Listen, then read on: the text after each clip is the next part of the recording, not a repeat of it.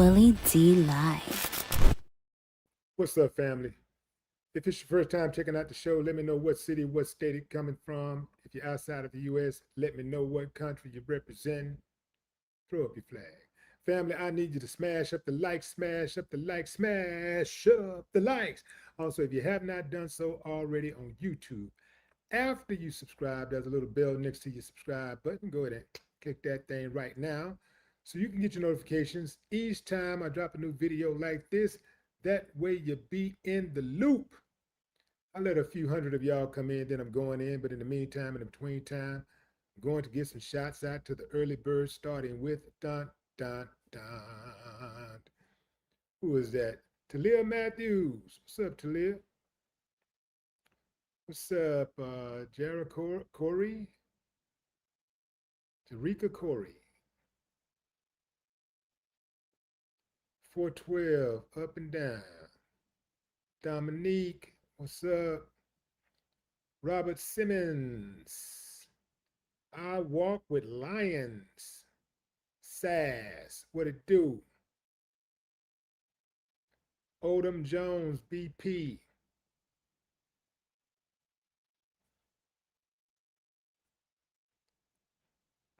Nurse Oasis. What's up, elderly Dwayne Hull? Or elder? I say elderly. Elder Dwayne Hood. Hull. Yeah. What's up, Christopher Wilson? Tin Roof Vintage. H-Town in the building. Sheila Avis. Corruption in Mississippi. Yeah, I found me an uncivilized mutt who don't know who his daddy is.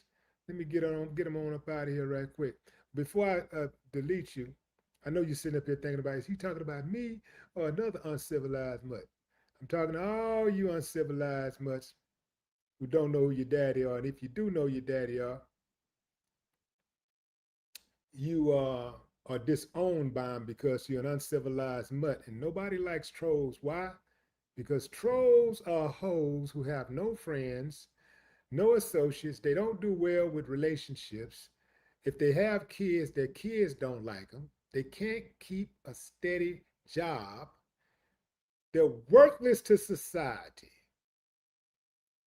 When you die, you might have one other person at your funeral. Just one. And that'll be the person that's collecting any type of policy you might have. So they will not be there to grieve you. They'll be there to make sure your ass is gone out of their life for good. All right?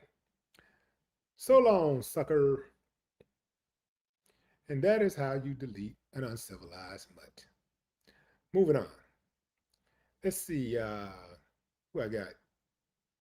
Q Wing Car. My name is Tony. What up? Tony T. Harper.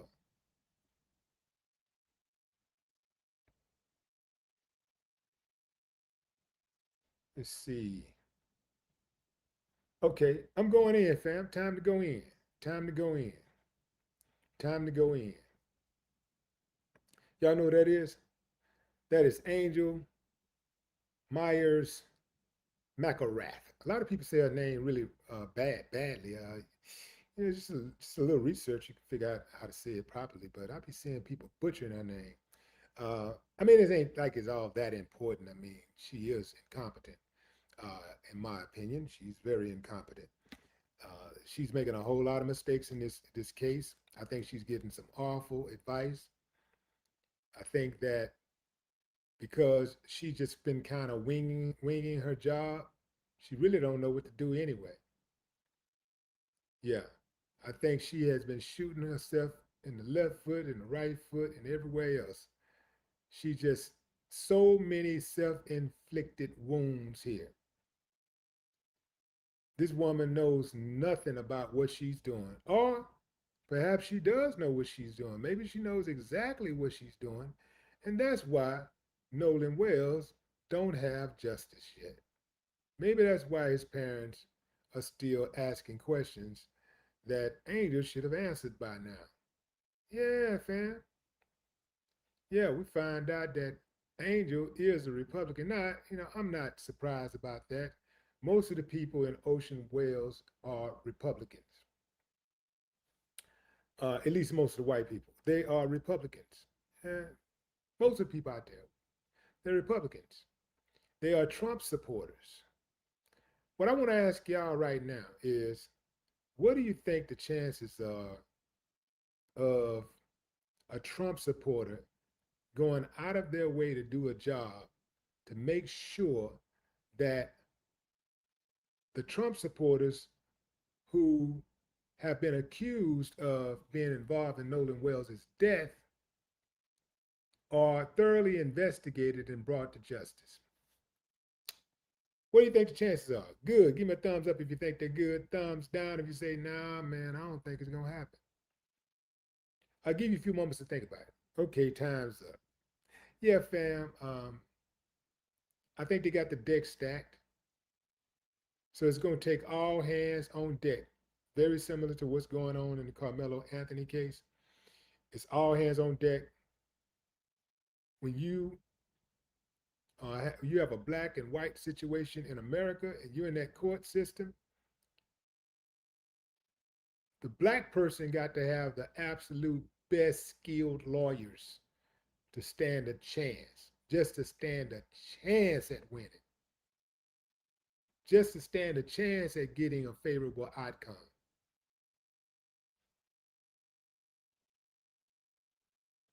I sat there and watched Carmelo Anthony's lawyers inside of the courtroom go to work. And it was a masterpiece. I mean, they say, fam, yeah, they put belt to ass on that prosecution, man. That dude was turning all kinds of colors.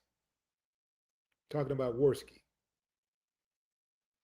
Very arrogant dude. It was something, I up until that point, I just only like really just seen pictures of him. But to hear him talk, the arrogance, man. If y'all would have been, that's why they don't want those cameras in that courtroom. They got a different level of arrogance. Even the guards, very arrogant and mean mugging the whole time. Mean mugging, being rude for no reason at all, just being rude, very aggressive. This is the hostile environment. This is a hostile environment that Carmelo Anthony's parents and supporters are going into every single day. Some people say, well, that don't make no sense, man. It's Republican, Democrat, man. You know what I'm saying? She worked for everybody. Yeah, the police work for everybody too. They supposed to work for everybody. But I guess they don't work for everybody because they got two different ways that they administer law depending on the color of your skin. This party affiliation matters in this age of identity politics. It matters. It matters. Not because being a Republican is evidence that she will mishandle Nolan's case. Not that alone. Not that alone. That would be an unsupported lead. Mississippi's official election records show that Angel Myers McElrath ran and was elected as a Republican for the district of the 19th Circuit Court District in both 2019 and 2023. She ran for district attorney. She also appeared in 2023 in the Republican primary. Where this becomes relevant is political accountability and public confidence, especially in a controversial case. She is an elected prosecutor, not an apolitical employee. Her office makes consequential decisions about investigations and felony prosecutions, and voters ultimately decide whether she keeps that power in Jackson County. Party affiliation tells you something about her political coalition, but not how she'll handle the case. It is fair to examine who supported her campaigns, who endorsed her campaign contributions, political relationships, and whether anyone connected to this investigation overlaps that network. It is not fair to assume those relationships exist merely because everyone involved is Republican. The stronger question is independence. Nolan's case involves allegations and suspicions surrounding local institutions and influential people. The legitimate question isn't, is the DA a Republican? It's, does the DA have any political, professional, financial, or personal relationships that could reasonably create a conflict or the appearance of one? And I say yes. What say you? I say yes. Her route into the office is relevant background. Angel was originally appointed DA in 2018 by then Mississippi Governor Phil Bryant, a Republican, before subsequently winning election herself. Again, that doesn't establish wrongdoing, but it establishes that her career as a DA exists within Mississippi's political system rather than outside of it. Remember, she's a Republican. She got appointed by a Republican. So it's a good old boy network where they're looking out for their own. They're looking out for people who have similar party affiliation. They're looking out for people who have similar backgrounds to theirs. What's going to stop Angel from looking out for Nolan's so-called friends who have more of a similar background to her than Nolan or his family members? Grand jury discretion makes scrutiny particularly important. Angel has said the Wells case will ultimately be presented to a grand jury and that debts other than natural causes or non-criminal vehicle debts routinely receive that treatment in her jurisdiction. The important questions are what evidence is gathered, what evidence is presented, and how completely competing and interpretations are represented. Her party affiliation becomes much more significant if you uncover an actual connection, a campaign donation from somebody tied to the case, a political endorsement, family relationship, business relationship, prior representation, shared political organization, or unusual communication would move this from general political context into something potentially newsworthy. And I'm gonna tell you something, fam. I've been hearing that she is closely associated. She moves in those MAGA circles. This is what's coming down the pipeline. She either is a card carrying member or she at the very least support these MAGA organizations. Now I'm gonna tell you straight up, fam, if all was all fair, I really wouldn't care whether Angel Myers had an R, a D, or an I in front of her name, or besides her name. What I want to know is who put some money in her pocket. Yeah, give me the money behind the name. Who helped her out? Who put her in office? Who she has political relationships with?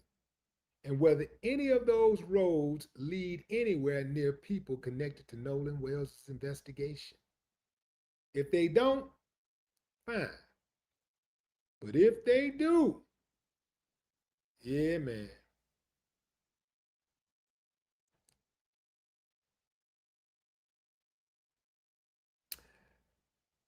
There's also a politically much bigger story to investigate than simply her party campaign finance records. Mississippi makes candidate and campaign finance information publicly available through the Secretary of State. That's MSSOS. That could tell you whether there are any documented financial or political connections between Angel and individuals, families connected to the Wells investigation. How well does she know the judge? Are they buddy buddy? She got a phone number before this incident? Have they hung out? Did they go to school together? They party together? They've been over each other's house? Have they slept in the same bed together? We need to know all of this stuff. It matters. These relationships matter because, lives are on the line and justice is on the line. Got to get justice. Got to get justice, man. It's not even an option. I don't even understand why somebody would want to have a role like that where they're supposed to represent everybody and they only bother to represent a few. Depending on what your skin color is, that's what they're going to represent. That's who they're going to look after. And let me tell you something. This for all my white folks, all my white people. Check this out. This is important that you know this. If an elected official or even a member of law enforcement will do their job based on the color of your skin, of a person's skin, it might appear that you're benefiting from some kind of way, or at least they're not messing with you, so you kind of scared of those people over there too. So if they messing with them and they killing them and violating their rights, well, oh well, right? That's your mentality. I studied you. I know you, right? But here's the problem with that way of thinking. If they are capable of breaking their oath, if they are capable of being or having no compassion for people because of the color of their skin, that right there is a mental health condition. It should alarm you. It should be a red flag that that person is mentally disturbed. It should be a red flag that that person cannot be trusted. And if they cannot be trusted to do their job, irregardless of a person's skin color, then they cannot be trusted to do their job because of a person's skin color. Are you picking up what I'm putting down? In other words, if they get really, really upset and heated and they decide they're going to shoot somebody, they want to just illegally shoot somebody or violate their rights because of, they can do this and get away with it because they're black. What happens is that emboldens them to eventually make their way to somebody who looks like them. When they get upset,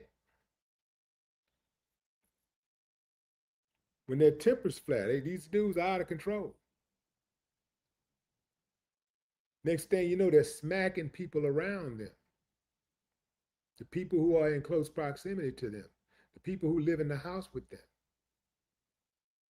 Next thing you know, they're trying to bully the neighbor in the all whatever neighborhood that they live in. Everybody looks the same. They're trying to bully them. They're trying to be the big bad bully on the block. Next thing you know, they want somebody dead. And they take out somebody that look like them. And they get away with it because they're a member of law enforcement. And it's not just law enforcement. It's also these political people. If you have a human being who is incapable of empathy towards a particular group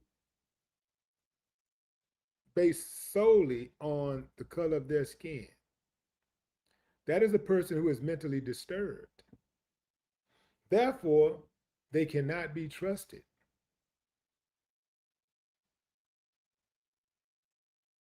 You got a dude who's a 34-time felon in the White House right now.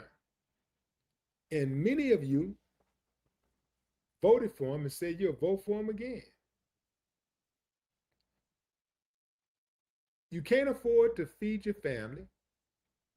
You don't know where the next meal is coming from. It's hard for you to pay your mortgage or pay your rent. You're struggling financially. He didn't do what he said he was going to do. He straight up lied to you. You thought he was only going to target the other people. Turns out it was a domino effect, and he targeted you too. You went down too. But you're willing to die on that hill anyway. Because the one thing that scares you more than anything in life is people who don't look like you, who don't share your ethnic background, and especially Black people, having more than you, having the resources that you have, or having access to the resources that you have. You are afraid that if they ever have the exact resources that you have, they're going to pass you up. That's your biggest fear.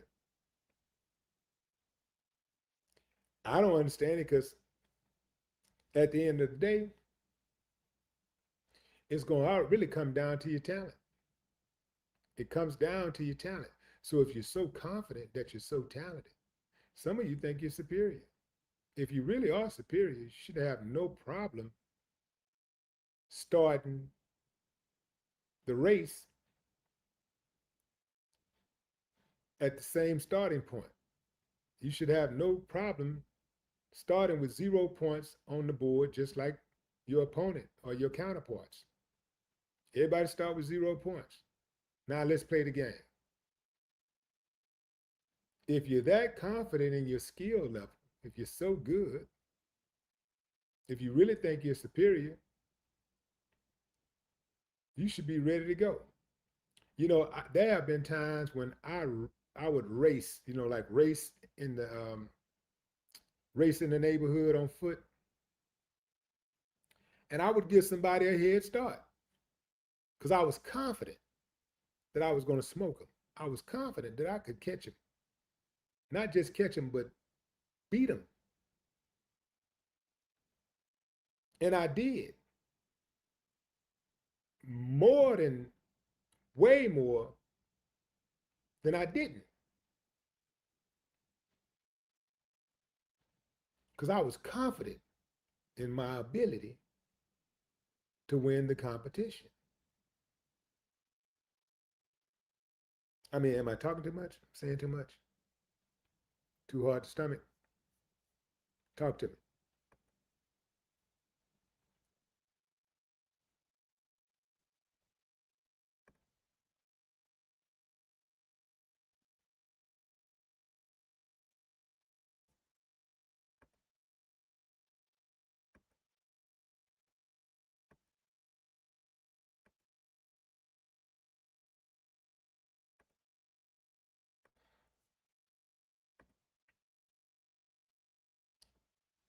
See what y'all saying in the comments.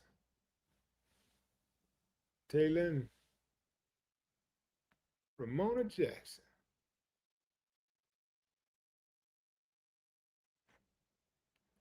X my name.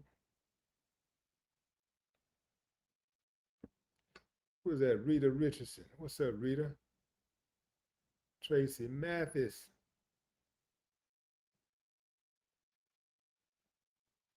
So was that Victory Nick Moore.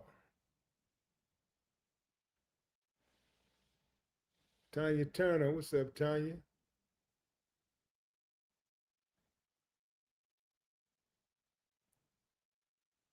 Queen Sag. What it do?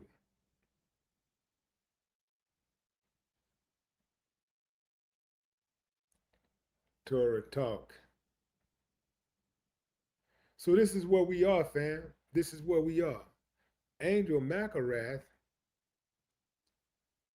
is not just a Republican. She tied all the way in with all of those MAGA organizations and all of those Republicans in Ocean Springs. And they do not want to see Nolan Wells get justice. Now, whose side do you think she's going to take? Is she going to take the people's side? Is she going to take the side of outsiders? Or is she going to go where everybody knows her name and they're always glad she came? Is she going to go somewhere where she's going to be toasted, not roasted? Is that where she going? Oh, speaking of roast, my roast in honor of my 60th birthday is happening. It's going down at Smart Financial Center in Houston. It's going down at Smart Financial Center in Houston on October 28th. So if you are in the area, in fact, tickets went on sale today. If you are in the area, come on down. If you are near the area, come on down. It's the roast of Willie D, cooked by legends. See if I could pull up. See if I could pull up the flyer really quickly. Where is it? I think this is it. Yeah, that's the flyer. The roast of Willie D, cooked by legends. Roastmaster D.L. Hughley, Cedric the Entertainer featured, and many, many more. So check this out, fam. This is how cool the roast is going to be. This is how cool it's going to be. After they roast me, I'm going to get my lick back and I'm going to roast them. I'm talking about, I got some of the funniest people in the country who's going to be, hey, some of the funniest people in the world, but definitely the country, from all different industries. So it's the roast of Willie D, cooked by legends from all different industries: comedy, music, film. Um, yeah, it's going down like that. And then right after the roast, I got my homies in hip hop and soul and R&B. Everybody gonna do one verse of their biggest hit. Everybody gonna do one verse of their biggest hit. We're gonna pass the mic around. We're gonna do one verse. Everybody do one verse of their biggest hit. Oh man, I got some major stuff set up for y'all, man. I'm talking about my graphics. It's crazy. If you're living in the Houston area, if you're anywhere near Houston at all, even if you're not near Houston, if you live in Hawaii, you need to hop on a plane, man. I ain't playing. If you live in Finland, you need to hop on a plane, because it's not about where it's at, it's about the experience. You're not going to see anything like this ever in life again. I'm telling you.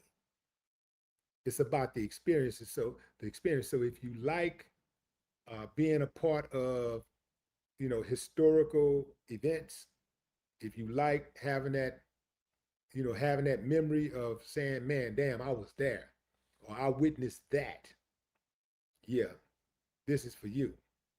Oh, and if you from H-Town, man, you can't be from H-Town and not come to this. If you got an appreciation for what the Ghetto Boys did, putting Houston on the map and putting the South on the map like we did with this music, if you got an appreciation for the contributions I made, solo and with the Ghetto Boys, you better get you some tickets. You're supposed to be getting tickets. Yeah. And I want to speak directly to H-Town right here. Let me tell y'all something. You know, Every chance we get, we buy tickets to go see the Rockets, and we buy tickets to go see Astros and the Texans. Astros won a couple of championships. The Rockets won a couple of championships. But guess who brought the first championship to H-Town? Boom, Ghetto Boys. We brought the first championship to H-Town because nobody was talking about H-Town before Ghetto Boys came out. You know, we made it cool. We made it cool for people to say, man, what's up with Houston? Man, I want to come down there and see what's going on. You know, because we described it in detail what it was like to live in H-Town. When we first started, let me tell you something, all you rappers that's listening to me right now, any rappers that's from Houston area that's listening to me right now, let me tell y'all something. When you see me, you need to thank me. Because before Ghetto Boys, they was not playing no music. They was not playing hip hop in the clubs in Houston. They had one club, one R&B club in Houston that was playing hip hop, and that was the Rhinestone Wrangler. And they had two skating rinks that played hip hop. None of the other commercial establishments played hip hop.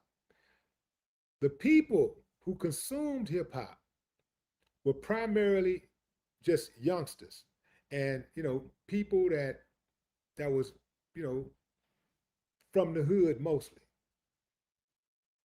People that was, you know, might have had a little education or something like that. Man, they was talking bad. It was like, you know, they was talking about hip hop like it was the plague. Like, oh, I don't listen to that. I'm talking about black people. Black people would be like, oh, I don't listen to that. No, I don't listen to that. No. We changed that, man. We changed that.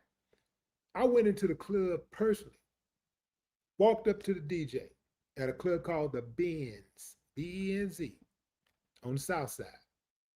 I went there personally to encourage the DJ to play that music. It was Gangsta Love. It was on a 12-inch vinyl. I took that music up there and I told the DJ to play it. The DJ was like, man, I can't play it. If I play it, I'm going to lose my job.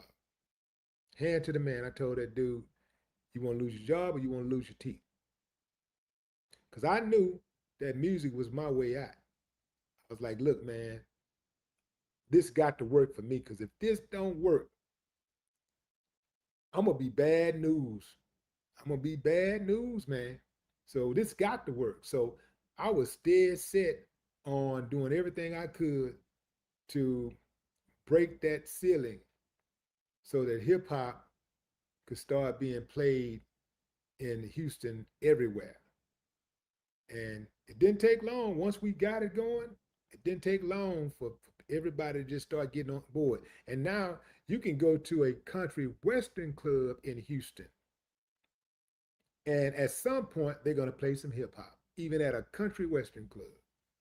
Now, it took a long time for the country western clubs and, you know, some of the more poppy places to start playing it.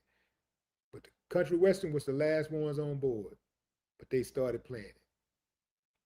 They started really getting into it about maybe 20 years ago. They started playing it. Yeah. So, yeah, thank me. That's right. Give me my props.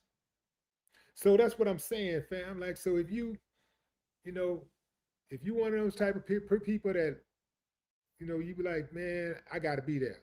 If it's this type of event right here, you ain't getting this every day. This ain't happening every day.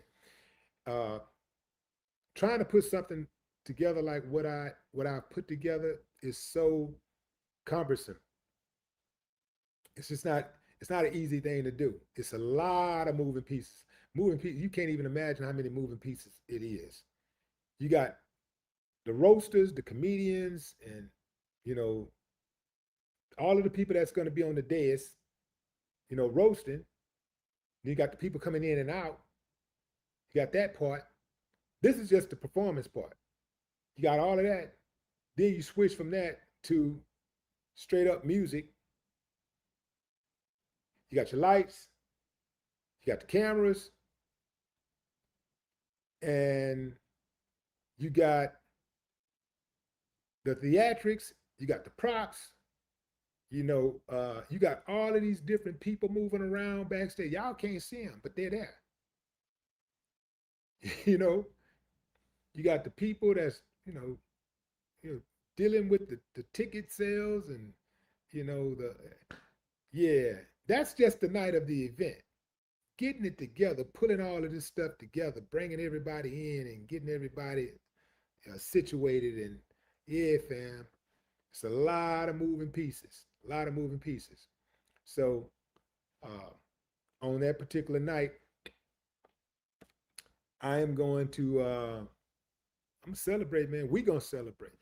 We celebrate. It's gonna be one big old celebration. So if you're in the game, um, if you're close to H-Town already, it's a must that you be there. No excuse that you're not there. No excuse. If you have to travel, then travel. Because it don't matter where it is. Ain't nobody gonna be able to put something like this together in no city. You ain't gonna be able to wait on somebody to do this. If you try that, you're gonna be waiting a long time. Ain't nobody gonna be able to do something like this. And even if they did, it still would be a long time before it happens. Or it just, yeah, it's just a lot of moving parts. So it's the roast of Willie D, cooked by legends. D.L. Hughley is the roast master. Set the Entertainer is featured along with several other of this era's entertainment luminaries. Oh yeah, it's going down, man. Some of the funniest people in the world will be at my roast, roasting me. And then we're gonna switch gears to the music side. And everybody gonna do one verse of their biggest song. Y'all ain't ready for that. Until next time, fam. Oh yeah, get your tickets at smartfinancialcenter.net. It's on this flyer. You're just gonna have to pinch it, make it. But it's on the flyer. Smart Financial Center, that's CENTRE.net. Get your tickets, baby. It's going down October 28th. Till next time, fam, enjoy the rest of your morning, afternoon, or evening, wherever you are in the world. No more talk.